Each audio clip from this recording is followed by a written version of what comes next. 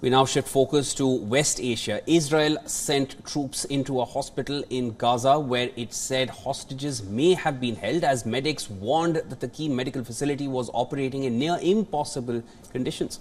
And the raid came after days of intense fighting between troops and Hamas militants around the Nasser Hospital in Khan Yunis.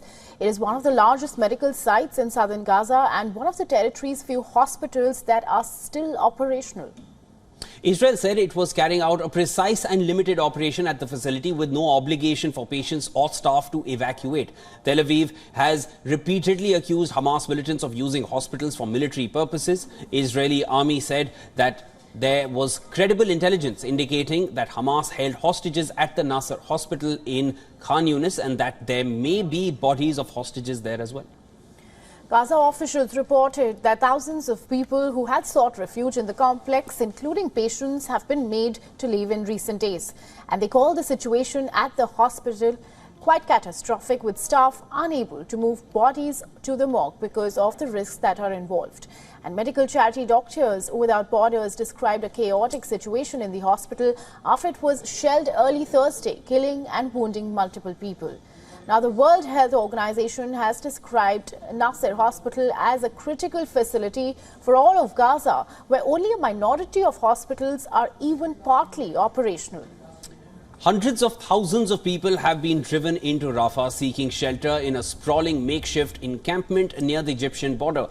Britain joined Australia, Canada and New Zealand Thursday in warning Israel not to launch a ground offensive in the city. In a call, Rishi Sunak told Netanyahu Britain was deeply concerned about the potentially devastating humanitarian impact of a military incursion into Rafah. The White House said that major Rafah operation would be disaster without credible plan.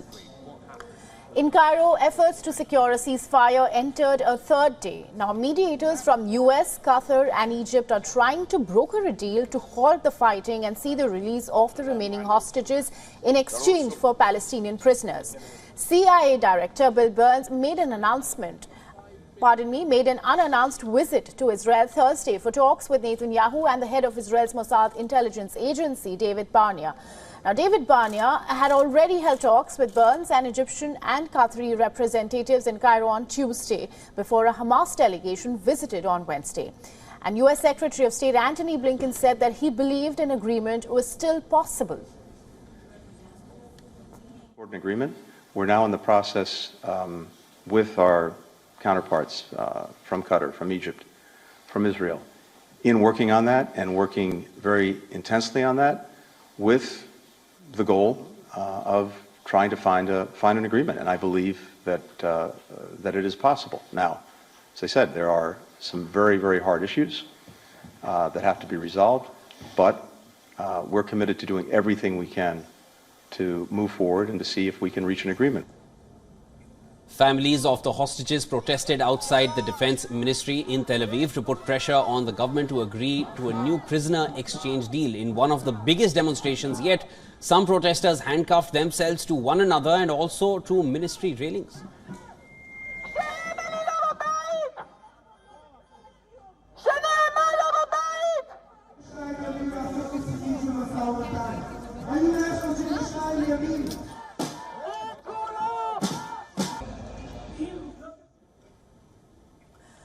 An Israeli man seized in the October 7th Hamas attack was killed the same day and his body taken to Gaza.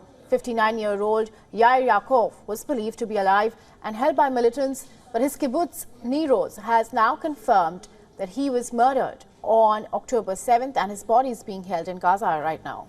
Yaakov was abducted along with his partner Merav Tal and his two children Or and Yeager. Tal Or and Yeager were released in a prisoner exchange during a truce in November. Now, Netanyahu's office said it did not receive any new proposal from Hamas about releasing hostages. Israeli media reported that the country's delegation would not return to negotiations until Hamas softens its stance.